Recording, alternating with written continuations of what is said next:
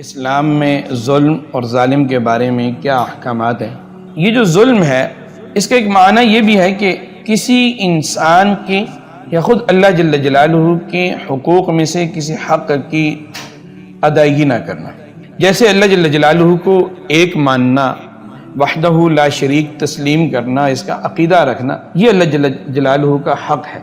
अब कोई शख्स इस हक़ को तस्लीम ना करे, इस हक़ को कबूल ना करे और उसकी ज़ात में या उसकी सिफ़ात में या उसकी आदात में या उसके इख्तियारात में या उसकी ताकत व क़ुव्वत में किसी भी मामले में, किसी भी सूरत में किसी भी दूसरे को, गैरुल्लाह को, अल्लाह के अलावा को कोई भी चीज़ मुमकिन है, उसके साथ शरीक ठहराता है तो ये भी जुल्म है। चनांचे कुरान मजीद में है, इन्न शिर्क लज़ुल्मुन अज़ीम। शिर्क जो है ये बहुत बड़ा जुल्म है।